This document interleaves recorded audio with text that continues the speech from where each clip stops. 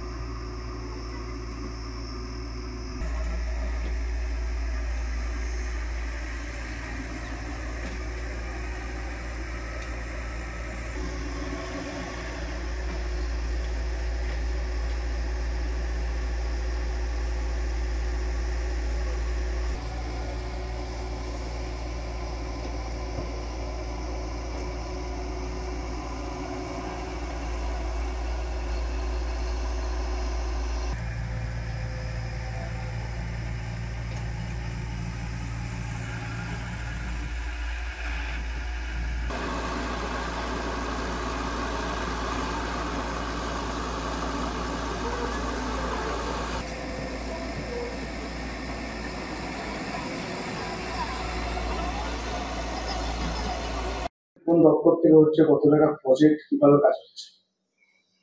গত বর্ষায় এই ভাঙনের কাজ ইয়েটা শুরু হয়েছে, দেখেছি সমস্যাটা শুরু হয়েছে। আমরা গেছিলাম, আমরা বেশ কয়েকবার ভিজিট করেছি। গ্রামের লোকেরাও বিষয়টা নিয়ে একটু উদ্বিগ্ন ছিল এবং আমরা কনসার্ন গ্রাম পঞ্চায়েতকে যাতে ওখানে সাবধানে মানুষকে চলাচলের জন্য ইয়ে করা হয়, তার জন্য সতর্কতা জারি করার জন্য বলা ছিল।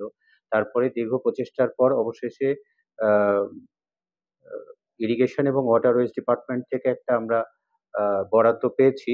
সেই দপ্তরের মাধ্যমেই কাজটা বাস্তবায়িত হচ্ছে। কাজটা শুরু হয়েছে কয়েকদিন আগে। আমরা কাজটা পরিদর্শন করব। আশা করছি সমস্যা মিটে যাবে। আর প্রায় ৯ লক্ষ টাকার উপরে কিছু বরাদ্দ এসেছে বলে আমার জানা আছে। এবার এটা প্রাথমিক বরাদ্দ। যদি এতে সমস্যা না মেটে, দপ্তরের আধিকারিকদের সঙ্গে যতদূর আমার আলোচনা হয়েছে, ওনারা আবার চেষ্টা করবেন এবং নতুন করে যাতে ভাঙনটা বন্ধ করা যায় তার জন্য চেষ্টা করা হবে। কিভাবে এই ভাঙন রোধ করা হচ্ছে? ভাঙন রোধ করার জন্য আপাতত ওখানে বল্লা পাইলিং এর মাধ্যমে রাস্তাটাকে প্রোটেকশন দেওয়া হচ্ছে এবং রিভারের যে কোর্সটা আছে বোদাই নদীর কোর্সটাকে সামান্য ঘুরিয়ে দেওয়া হচ্ছে, যাতে ফার্দার ওখানে ভাঙন নতুন করে শুরু না হয়। এলাকার মানুষ এই সমস্যা থেকে সমাধান পাবে আশা করছি।